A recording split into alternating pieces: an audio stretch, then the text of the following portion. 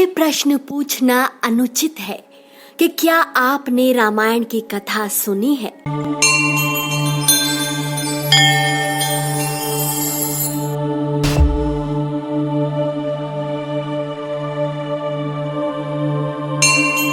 करोड़ों हिंदुओं के लिए भगवान राम का जीवन वृत्तांत आदर्श है। नवरात्र का प्रारंभ होते ही रामलीला का मंचन आधुनिक दौर में भी लोगों को अपनी ओर आकर्षित करता है। जन सामान्य में आज भी रामायण के कई पात्रों को लेकर जिज्ञासा बनी ही रहती है। ऐसी ही एक पात्र है श्री राम की माता कैकेयी, जिन्हें आज भी खलनायिका माना जाता है। भगवान राम से माता कैकेयी सबसे अधिक प्रेम करती थी, किंतु अपनी दासी कुबड़ी मंथरा के कहने पर उन्होंने भगवान राम को वनवास दे दिया। किंतु क्या ये पूर्ण सत्य है? नहीं। भगवान राम के वन गमन के लिए माता कैकेयी के अलावा ये खूबसूरत स्त्री भी दोषी थी। जानते हैं कौन? ये सुंदर नारी उनकी बहन थी। जी हाँ, वो खूबसूरत स्त्री थी रेखा। हैरान हो गए ना? आप कहेंगे वो कौन थी? कैकेयी राज्य के राजा अश्वपति की बेटी थी और उनके भाई बृहदश्रव की बेटी थी रेखा। कैकेयी राज्य आज के समय में काकेशियस या कश्मीर या संभव है अफगानिस्तान और पंजाब के बीच का एक स्थान है। रेखा को विशालाक्षी यानी बड़े नेत्रों वाली और बेहद बुद्धिशाली महिला कहा जाता था और इसलिए उसे अपने रूप और बुद्धि का बड़ा अहंकार था।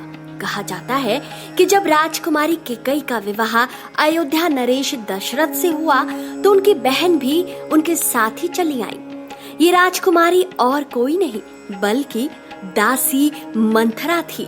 दोनों बहनें एक दूसरे के बगैर रह नहीं सकती थी। किंतु अब आप सोच रहे होंगे कि मंथरा कुरूप कैसे हुई। राजकुमारी रेखा को हमेशा अपने रूप को बरकरार रखने की लालसा रहती थी और इस चक्कर में एक दिन उन्होंने किसी अनुचित चीज का सेवन कर लिया था, जिससे उसका शरीर झुक गया और देखते ही देखते वो कुरूप हो गई।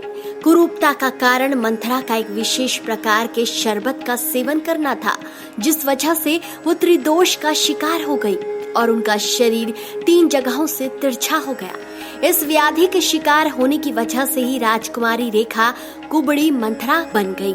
मंथरा का अर्थ मंथर यानी खराब बुद्धि के कारण पड़ा, क्योंकि शारीरिक व्याधि के साथ साथ वह मानसिक रूप से भी खीज की शिकार हो गई थी और इस वजह से उनका व्यवहार हमेशा जगहंसाई का कारण बनता रहा। बहन के कुरूप होने के बाद भी कैकेयी का जुड़ाव उनसे बना रहा, इसलिए विवाह के बाद भी वो उन्हें अपने साथ अयोध्या ले आई। लेकिन अपने रूप के कारण उन्हें सभी कैकेयी की दासी ही समझते थे।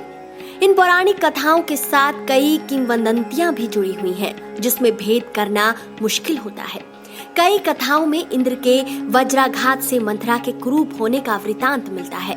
लोमश रामायण में कहा गया है कि जब श्री राम वनवास के बाद लोमश ऋषि अवध आए थे, तब उन्होंने मंथरा की कथा सुनाई थी।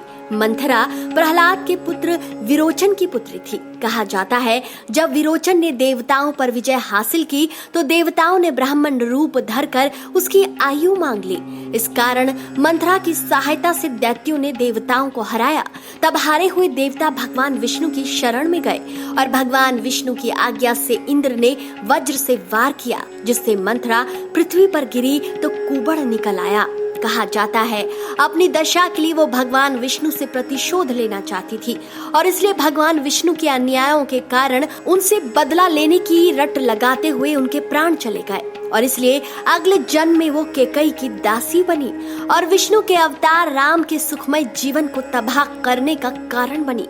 मंथरा के बारे में पुराणों में कई और भी कथाएं प्रचलित हैं, जिनकी चर्चा कभी और। तो दोस्तों, आपको आज की ये कथा कैसी लगी? अपनी राय कमेंट सेक्शन में जरूर दीजिए। साथ ही बताएं कि मंथरा से जुड़ा ये रहस्य क्या आप जानते थे?